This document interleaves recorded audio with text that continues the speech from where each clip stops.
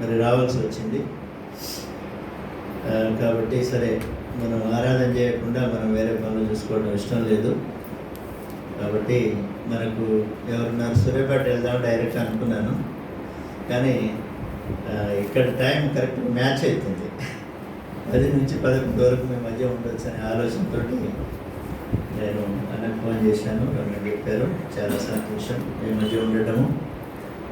కీర్తనల గ్రంథము 22వ అధ్యాయంలోని ఒక వచనాన్ని చదువుకుందాం. కీర్తనల గ్రంథము 22వ అధ్యాయము 15వ వచనం లేదా 15-16 వచనాలు. నా బలము ఎండిపోయి చిల్ల పెంకు వలె ఆయను, నా నాలుక నా దవడను అంటుకుని ఉన్నది. నీవు నన్ను ప్రేతల భూమిలో పడవేసి ఉన్నావు, కుక్కలు నన్ను చుట్టుకొని ఉన్నవి. దుర్మార్గులు గుంపుగూడి నన్ను ఆవరించి ఉన్నారు, వారు నా చేతులను నా పాదములను ఊడ్చి ఉన్నారు. చిన్న ప్రార్థన చేస్తాను.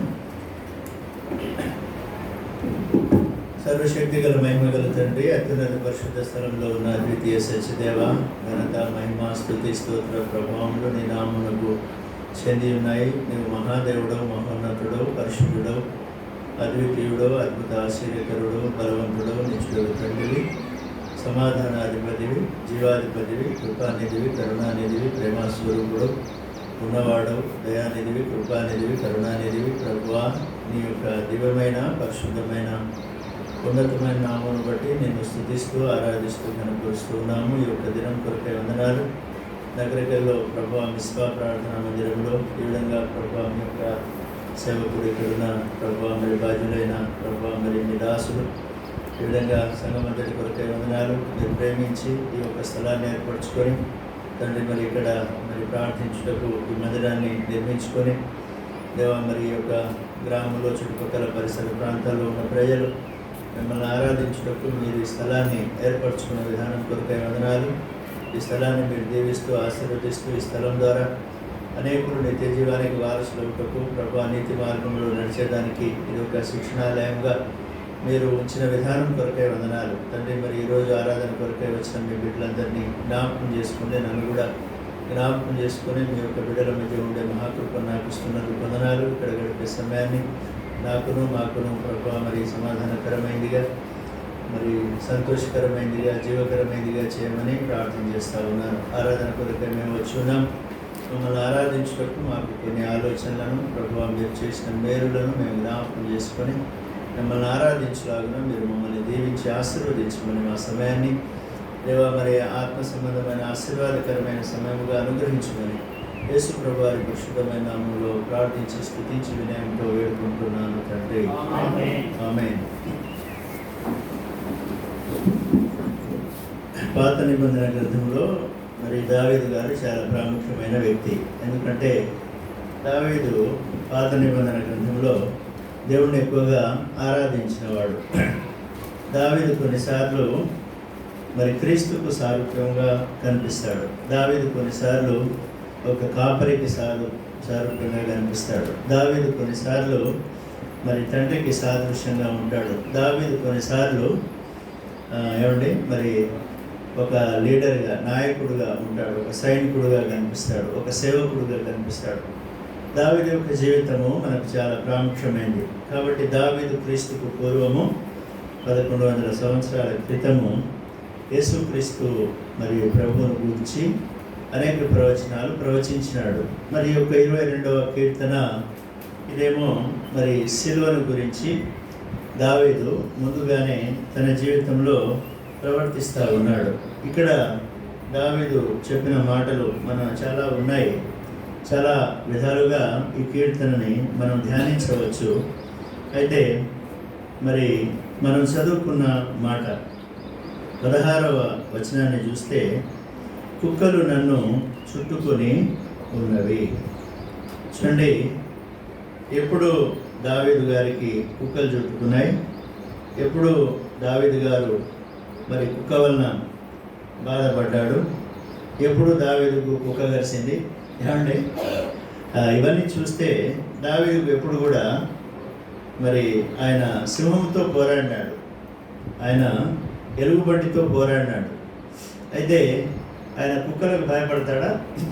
ఏమండి, మరి దావీదు ఏమంటున్నాడంటే కుక్కలు నన్ను చుట్టుకొని ఉన్నాయి. ఇది ప్రవచనం అన్నమాట.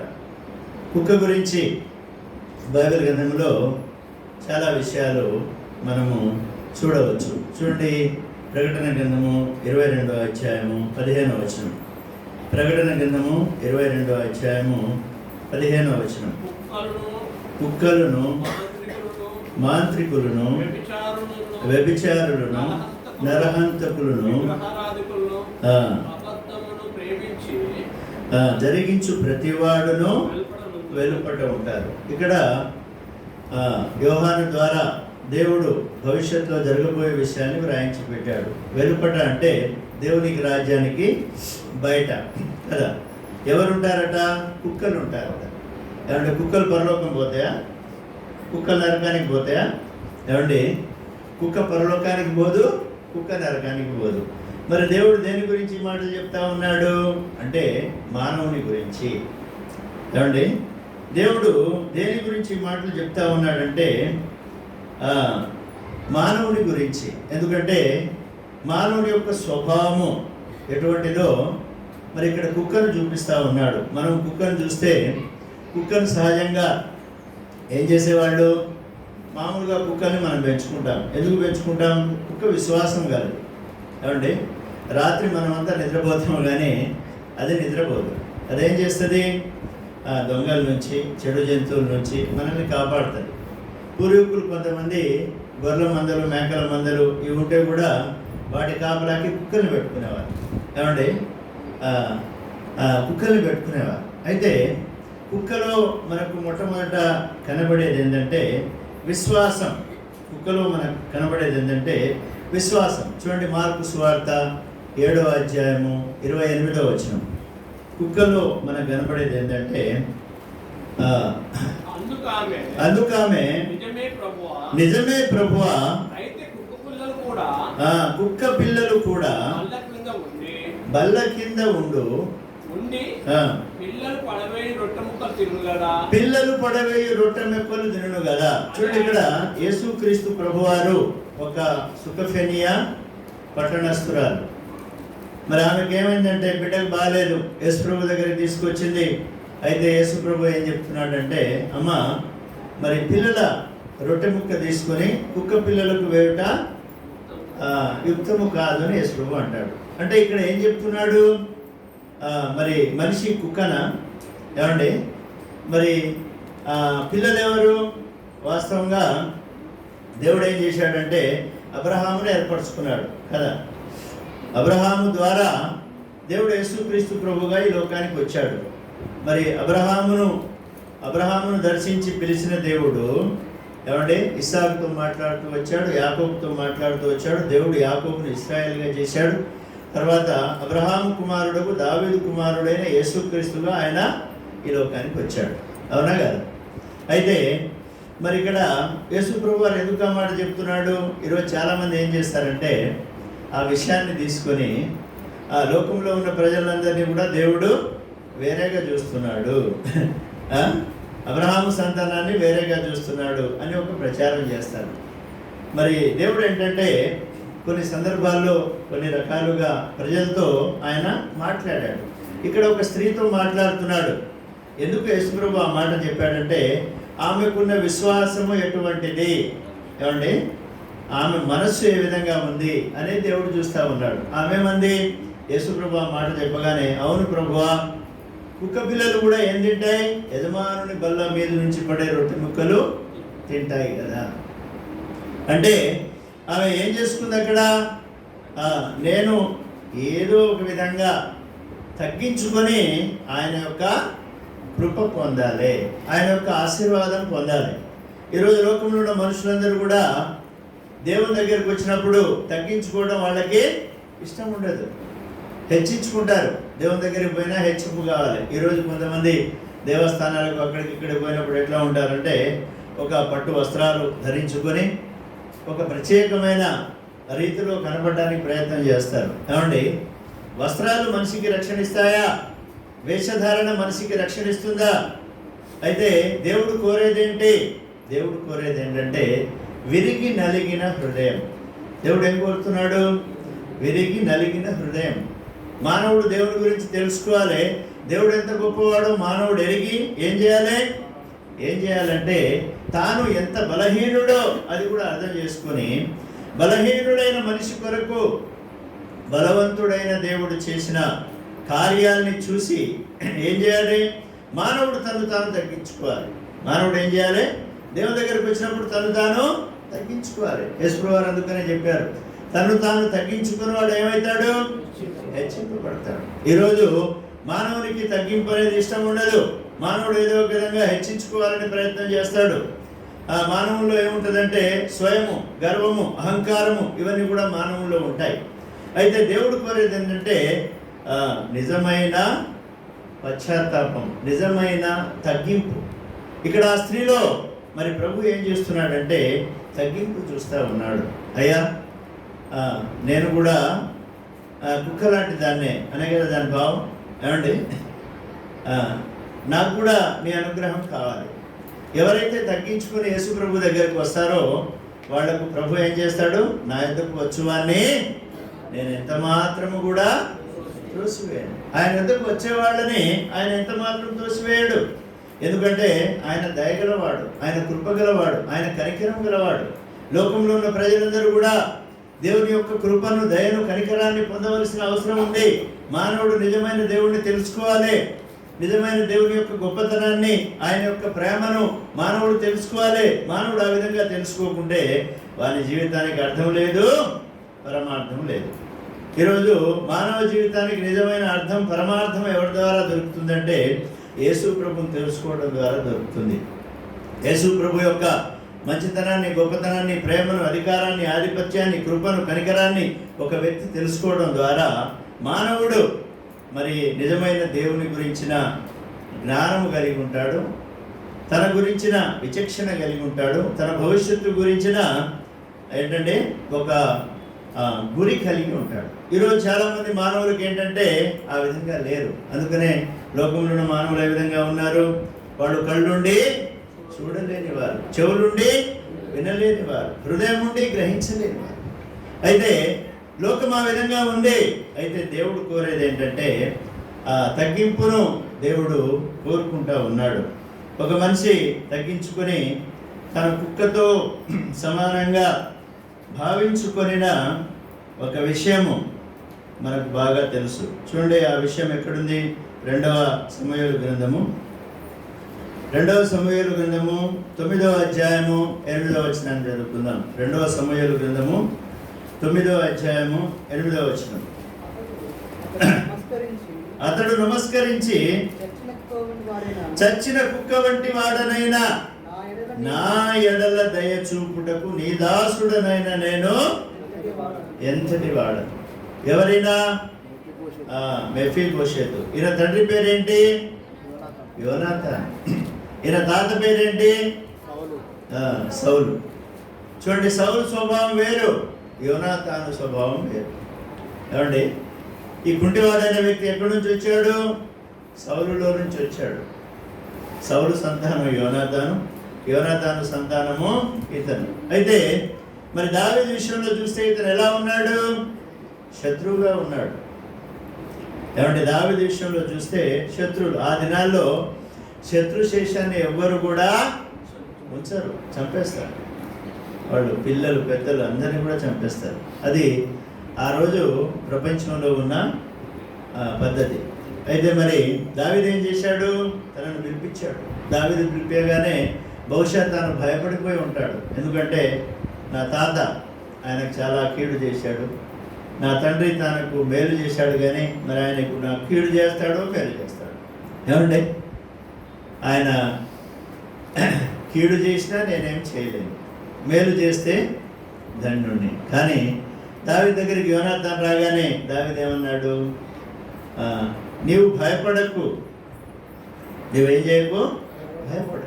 ఎందుకంటే దేవుడు మొట్టమొదట దావీదు మొట్టమొదట తనలో ఉన్న అనుమానం, భయాన్ని తొలగిస్తూ ఉన్నాడు. ఒక వ్యక్తి దేవుని దగ్గరికి వచ్చేటప్పుడు ఏమండి అతడు ఎంతో అనుమానం కలిగి వస్తాడు, ఎంతో భయం కలిగి వస్తాడు. అయితే దేవుని దగ్గరికి వచ్చినప్పుడు ఆ వ్యక్తికి ఏం దొరుకుతుందంటే అభయం దొరుకుతుంది. భయపడకుము.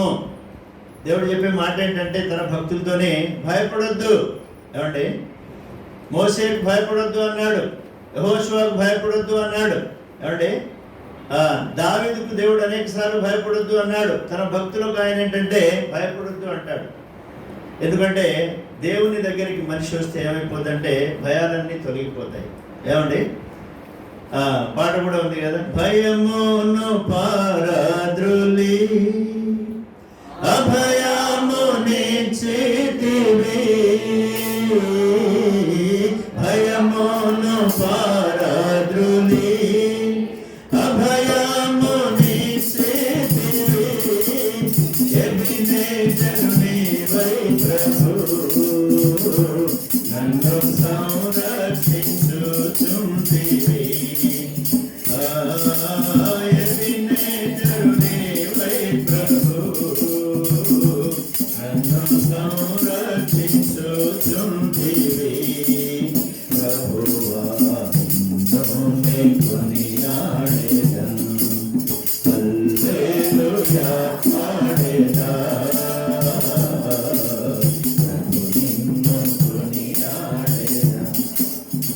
చూడండి దేవుడు ఎందుకు ఈ లోకానికి వచ్చాడు?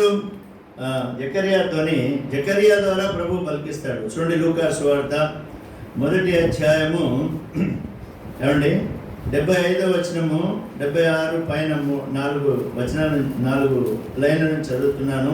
మనము శత్రువుల చేతి నుంచి విడిపించబడి మన జీవిత కాలమంతయు నిర్భయులమై ఆయన సన్నిధిని పరిశుద్ధముగాను నీతిగాను ఆయనను సేవింపను. చూడండి ఇక్కడ జకరియా పరిశుద్ధాత్మ పూర్ణుడై యేసు ప్రభు వారి గురించి ప్రవచిస్తున్నాడు. ఏమని ప్రవచిస్తున్నాడు అంటే మనము శత్రువుల చేతి నుంచి విడిపింపబడి మన జీవిత కాలమంతయు నిర్భయులమై.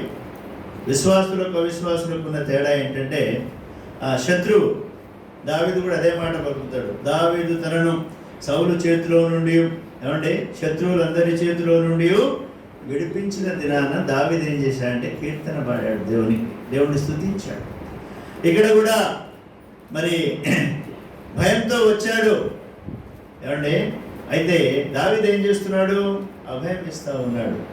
యేసు ప్రభు దగ్గరికి వచ్చిన వాళ్ళని యేసు ప్రభు ఏం చేస్తాడంటే భయమును పారదోలుతాడు, అభయాన్ని ఇస్తాడు. ఆయన వచ్చిందే ఎందుకు? శత్రువుల చేతి నుంచి విడిపించడానికి. ఈ లోకంలో ఉన్న మనుషులందరూ కూడా సాతాను అనే శత్రుని ఊరిలో మనం చిక్కి ఉన్నాం. సాతాను ఏం చేసుకున్నాడు? చిన్న వయసు నుంచి మనుషుల్ని పట్టుకొని ఉన్నాడు, వాళ్ళని చెరసాల్లో బంధించి ఉన్నాడు. వాళ్ళు సత్యం తెలుసుకోకుండా మానవులు అసత్యంలో అజ్ఞానంలో ఉండేలాగా సాతాను మనుషులని అజ్ఞానం అనే చీకట్లో పెట్టాడు. ఈరోజు లోకము ఆ చీకట్లో ఉంది. చీకటి అంటే పాపానికి సాదృశ్యం. ఏమండి మనం కూడా ముందు ఎట్లున్నామో చీకట్లో ఉన్నాం. ఈరోజు మనం ఏమన్నాము? వెలుగులోకి వచ్చాం. ఎందుకంటే దేవుని స్వభావంలో ఒక స్వభావం ఏంటంటే దేవుడు ఏమై ఉన్నాడు?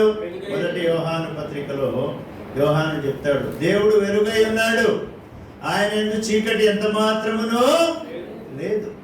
మన దేవుడు వెలుగై ఉన్నాడు, మన దేవుడు సత్యమై ఉన్నాడు, మన దేవుడు మార్గమై ఉన్నాడు, మన దేవుడు అభయమిచ్చేవాడుగా ఉంటున్నాడు. కాబట్టి ఆయన శత్రువుని యొక్క ఉరిలో నుండి, శత్రువుని యొక్క వలలో నుండి, చీకట్లో నుంచి మనల్ని రక్షించేవాడుగా ఉంటున్నాడు. ఆయన రక్షించడానికి ఏం చేశాడు? ఆయనే మార్గంగా ఈ లోకానికి వచ్చాడు. ఆయనే మార్గంగా వచ్చాడు. ఆయనే శిలువలో మరి మన యొక్క పాప శిక్షనంతా భరించినాడు. మనుషులు ఆయన్ని ఎట్లా చుట్టుకున్నారంటే ఆ పిచ్చి కుక్కలు ఏ విధంగా ఒక మనిషిని చుట్టుకుంటాయో యేసుక్రీస్తు ప్రభువారిని ఏమండి ఆయన్ని వేధించేవారు, బాధించేవారు ఆ విధంగా చుట్టుకున్నారు. ఇదంతా కూడా దావీదు ముందే చూస్తున్నాడు. ఏమండి మనము ప్రభువుని ఎందుకు ఆరాధించాలి? ఎందుకు ప్రభువును ఘనపరచాలి? ఎందుకు ప్రభువును స్తుతించాలి అంటే మన కొరకు దేవాది దేవుడు ఆయన పిచ్చి కుక్కల చేతిలో మరి ఆయన చిక్కబడినట్టు మరి శత్రువుని ఉరిలో నుండి విడిపించడానికి ఆయన ఆ శత్రు సమూహం అంతటి వలలో ఆయన చిక్కాడు. మన అతిక్రమ క్రియలను బట్టి ఆయన గాయపరచబడ్డాడు, మన దోషాన్ని బట్టి ఆయన నలగొట్టబడ్డాడు, మన సమాధానమైన శిక్ష యేసు పొందాడు. ఆయన పొందిన మరి దెబ్బల చేత మనకేం కలుగుతుంది? స్వస్థత. మానవుడు ఏ విధంగా ఉన్నాడు ఏమండి? మానవుడు అరికాలు మొదలుకొని నడినెత్తి వరకు స్వస్థత ఎక్కడనుందా? పచ్చిపుండ్లు, గాయాలు. మానవుని దేహం అంతా కూడా పాపానికి నిలయం. నేను మానవుని దేహం మీద మొత్తం ధ్యానించాను. మానవుని దేహంలోని సమస్త శరీర భాగాల గురించి బైబిల్లో ఉంది. తెలుసా మీకు? ఏమండి? కంటి గురించి దేవుడు బైబిల్లో అనేక విషయాలు ఉన్నాయి. చెవి గురించి ఉన్నాయి, ముక్కు గురించి ఉన్నాయి, పెదవుల గురించి ఉన్నాయి, నాలుగు గురించి ఉంది, కంఠం గురించి ఉంది, చేతుల గురించి ఉంది, కాళ్ళ గురించి ఉంది, ఏమండి? కీళ్ళ గురించి ఉంది, ఎముకల గురించి ఉంది, మాంసం గురించి ఉంది, చర్మం గురించి ఉంది. ఈ తల వెంట్రుకల మీద కూడా దేవుడు రాయించి పెట్టాడు. ఏమండి? కాబట్టి దేవుని పిల్లలమైన మనము దేవుని వాక్యాన్ని ఎంత ఎక్కువగా చదివితే ఆయన గొప్పతనాన్ని ఎంతగా మనం తెలుసుకుంటాం. ఎందుకంటే ఆయన వాక్యమై ఉన్నాడు. అందుకనే మన పూర్వీకులు, భక్తులైన మరి పెద్దలు మనకు నేర్పించింది ఏంది? దేవుని వాక్యాన్ని ఎప్పుడు చదవాలి, ఎడతెగకుండా మనం ప్రార్థన చేయాలి. తద్వారా దేవుని యొక్క శక్తి, మహిమ, మహాత్మ్యము, గొప్పతనం, అధికారం, ఆధిపత్యము, ఆయన ప్రేమ, కృప, కనికరములు అన్నీ కూడా దీంట్లోనే ఉన్నాయి. అందుకనే దివారాత్రములు యెహోవా ధర్మశాస్త్రములు ధ్యానించువాడు ధన్యుడు. అతడు నీటి కాలువల ఎవరబడిన నాటబడిన చెట్టు వలె ఆకువాడక తన కాలమందు ఫలమిచ్చు చెట్టులాగుంటాడు. అంటే యేసుక్రీస్తులో దేవుడు మనకేమి ఇచ్చాడు? ఎఫెసీ పత్రికలో అపోస్తలుడైన పౌలు అంటాడు, ఏమంటాడు? ఆత్మ సంబంధమైన ప్రతి ఆశీర్వాదాన్ని దేవుడు యేసుక్రీస్తు ప్రభు ద్వారా మనకు అనుగ్రహించినాడు. బైబిల్ ఏం చెప్తుందంటే, శ్రేష్టమైన ప్రతి ఇవి, సంపూర్ణమైన ప్రతి బహుమానము పర సంబంధమైనదై తేజోమయుడగు జ్యోతిర్మయుడగు తండ్రి వద్ద నుండి వస్తుంది కదా. ఏమంటే దీవెనలు పొందాలంటే యేసు ప్రభువే, కృప పొందాలంటే యేసు ప్రభువే, క్షమాపణ పొందాలంటే యేసు ప్రభువే, అభయంగా ఉండాలంటే యేసు ప్రభువే, విశ్వాసంతో ఉండాలంటే యేసు ప్రభువే. కాబట్టి ఈ యేసు ప్రభు సమస్తానికి మూలం. ఆయన ద్వారా సమస్తం కలిగింది. ఆయన లేకుండా ఏది కూడా లేదు. ఆయన మరి సమస్తానికి మూలాధారుడు. కాబట్టి దేవుడు అందరివాడు. అందరివాడైన దేవుడిని ఈరోజు కొందరు ఏం చేస్తున్నాడంటే, మీ దేవుడు మా దేవుడు. ఏమండి? మీ దేవుడు మా దేవుడు. దేవుడు ఒక్కడే. బైబిల్ ఏం చెప్తా ఉంది? దేవునికి మనుషులకును మధ్యవర్తి ఒక్కడే, ఆయన క్రీస్తు యేసు అనే నరుడు. ఎందుకు దేవుడు క్రీస్తు యేసుగా వచ్చాడంటే, క్రీస్తు అంటే అభిషక్తుడు, యేసు అంటే రక్షకుడు. అభిషక్తుడైన రక్షకుడు లోకంలో ఉన్న పాపులను రక్షించడానికి పాప శరీరాకారంతో ఈ లోకంలో వచ్చాడు. కానీ ఆయన పాపం లేనివాడు. ఏమండి? ఆయన మన వల్లనే శోధింపబడి కూడా ఆయన ఎట్లా ఉన్నాడు? పాపం లేనివాడు. మనుషులను శోధింపబడితే పాపం చేస్తాం. కానీ యేసు ప్రభు కూడా శోధన వచ్చింది, కానీ యేసు ప్రభు ఏం చేయలేదు? పాపం చేయలేదు. ఎందుకంటే ఆయన మానవుడుగా జన్మించాడు, మానవుడుగా జీవించాడు. అయితే ఆయనలో ఏం లేదు? పాపం లేదు. మానవులో ఏముంది? పాపం ఉంది. పాపం లేని మానవుడు లోకంలో లేడు. పాపం వల్లనే మానవునికి మరణం, పాపం వల్ల అశాంతి, పాపం వల్ల నరకం. తప్పించడానికి వచ్చిన రక్షకుడు యేసు ప్రభు వారు. యేసుక్రీస్తు అందరికీ ప్రభు. కాబట్టి యేసు అనే రక్షకుడు ఈ లోకంలో రాకుంటే మానవునికి ఏం లేదు? రక్షణ లేదు. అందుకనే పేతురు అంటాడు ఆ కాలంలో, ఆకాశము కింద మనుషులలో ఇవ్వబడిన ఏ నామములో యేసు ప్రభువే రక్షకుడు. యేసు ప్రభువే గాక వసుధలో రక్షకుడే లేడు, వసుధలో రక్షకుడే లేడు. బైబిలు చూపెడు మార్గము, బైబిలు చూపెడు జీవా మార్గము, భూమిలోనే చెట్ల కనుగొనలేమో, భూమిలోనే యేసు ప్రభువే కాబట్టి బైబిల్ జీవ మార్గం. లోకంలో ఉన్న ప్రజలందరూ బైబిల్ దగ్గరకు రావాలి. లోకంలో ఉన్న ప్రజలందరూ యేసుక్రీస్తును రక్షకుడిగా అంగీకరించాలి. ఆయనే మార్గము, ఆయనే సత్యము, ఆయనే జీవము. అయితే మరి మనం ఎందుకు ఆరాధించాలి? మనం శరీరంతో ఉన్నాం, చీకట్లో ఉన్నాం, పాపంలో ఉన్నాం. ప్రభు మన కొరకు శరీరాన్ని ధరించినాడు. మరి ఆయన శరీరంతో ఉన్నా కూడా పాపం లేనివాడుగా జీవించినాడు. మన వలె శోధింపబడి కూడా ఆయన తన స్వభావాన్ని మార్చుకోలేదు. చూడండి, 2వ తిమోతి పత్రికలో అపోస్తలుడైన పౌలు గారు ఒక మాట అంటాడు. 2వ తిమోతి పత్రిక 2వ అధ్యాయంలో అపోస్తలుడైన పౌలు గారు ఒక మాట అంటాడు. చూడండి, 13వ వచనం. మనము నమ్మదగిన వారమైనను ఆయన నమ్మదగిన వాడుగా ఉండును. ఆయన తన స్వభావమునకు విరోధముగా ఏదియో ఏమండి, ఆయన స్వభావము విశ్వాస్యత, ఆయన స్వభావము నమ్మకము, ఆయన స్వభావం పరిశుద్ధత, ఆయన స్వభావం ప్రేమ, ఆయన స్వభావం కృప, ఆయన స్వభావం కనికరము, ఆయన స్వభావం దయ. కాబట్టి ఇటువంటి వాడు లోకంలో ఎవరున్నారు? ఏమండి, అందుకని యేసు ప్రభులాగా ప్రేమించే వాళ్ళు ఎవరున్నారు? యేసు ప్రభులాగా ప్రాణం పెట్టిన వాళ్ళు ఎవరున్నారు? యేసు ప్రభులాగా రక్షించే వాళ్ళు ఎవరున్నారు? అయితే మన స్వభావం ఎట్లా ఉంటే, మన స్వభావం కుక్క స్వభావం. మానవుని స్వభావము, మానవులో ఏంటంటే విశ్వాసం ఉంటుంది. మానవునికి విశ్వాసం లేదా? పక్కా ఉంటుంది. ఎందుకంటే ఎవడైనా మనకు మేలు చేస్తే మనం కూడా వానికి మేలు చేయాలని చూస్తాం.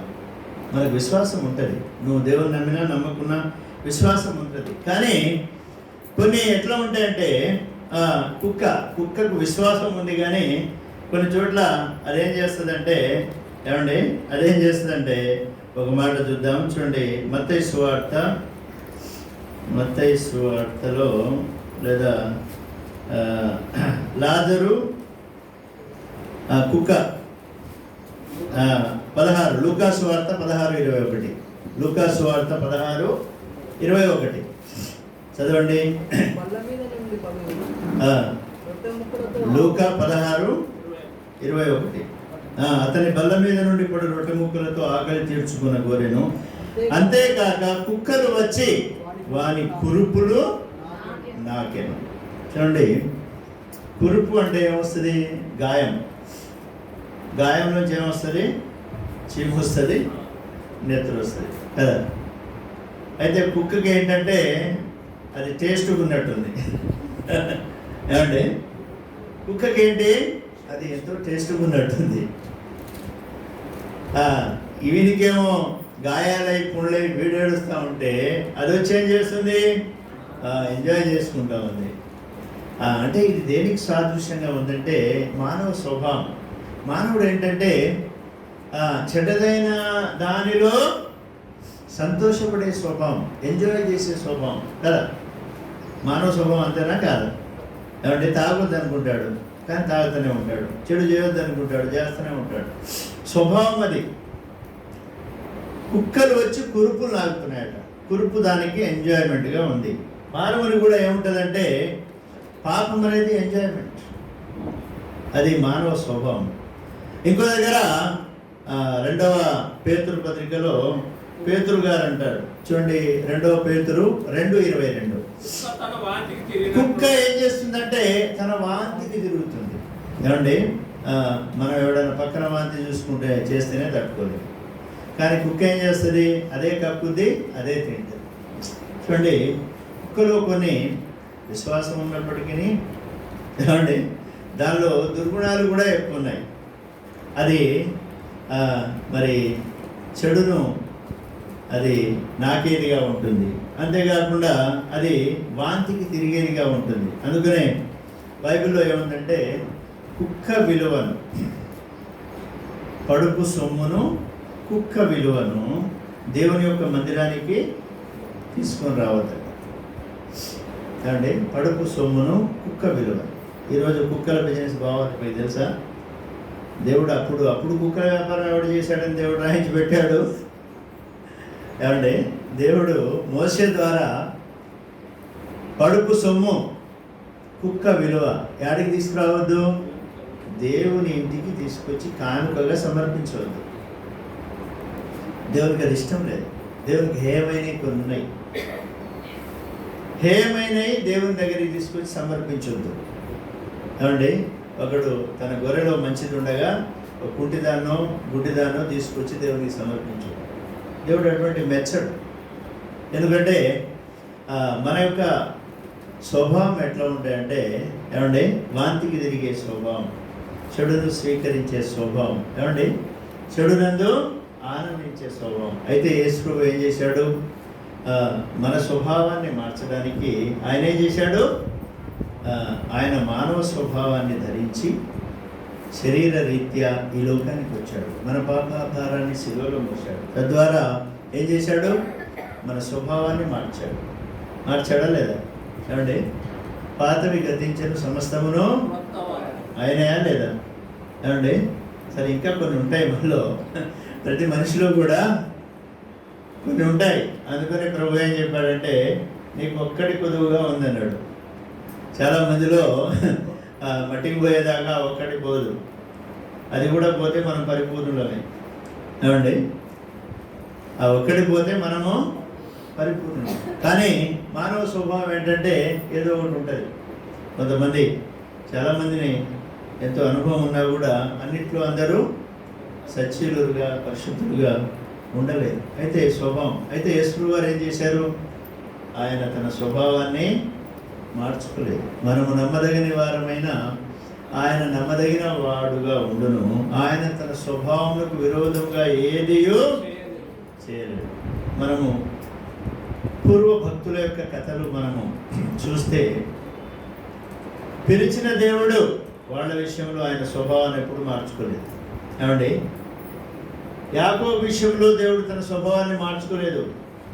యాకోబును నేను ప్రేమించాను, ఏశావును నేను ద్వేషించాను. ఇద్దరు ఒకే తండ్రికి పుట్టాడు, ఒకే తల్లికి పుట్టారు, ఒకే రోజు పుట్టారు. మరి ఎందుకు దేవుడు అట్ట చేశాడు అంటే, ఏశావు పుట్టక మునుపే తన స్వభావం దేవునికి తెలుసు. తను పూటకుంటి కొరకు జ్యేష్ఠత్వాన్ని అమ్ముకుంటాడని తెలుసు.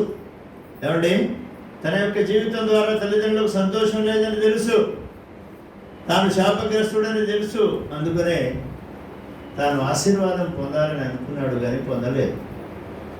కానీ యాకోబు మోసం చేసినప్పటికీ, అట్లా కనబడ్డప్పటికీ ఏమైపోయిందంటే, యాకోబు మీదకి దేవుని ఆశీర్వాదం వచ్చింది. మనం కూడా ఏశావు స్వభావం లాగానే ఉన్నాం, కుక్క స్వభావం లాగానే ఉన్నాం. ప్రభువు మనం ఏం చేశాడు? దర్శించాడు, మన మనోనేత్రాలు వెలిగించాడు, మన పాపాన్ని తన రక్తంతో కడిగాడు, మనల్ని చీకటిలోంచి వెలుగులోనికి తెచ్చాడు, పాపంలో నుండి పరిశుద్ధతలోనికి తెచ్చాడు. ఏమండి, నరకానికి వెళ్ళే మనల్ని నిత్య జీవానికి వారసులుగా చేశాడు. మరి మనం దీనికి పాత్రులమా?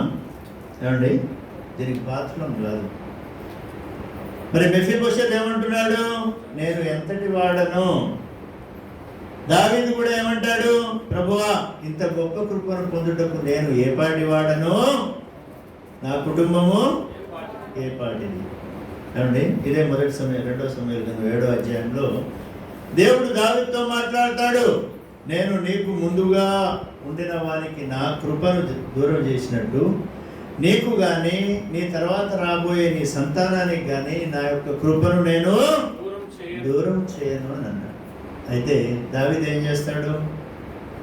ఆయన లోపలికి వెళ్ళి యెహోవా సన్నిధిని కూర్చుండి ఏం చేస్తాడు?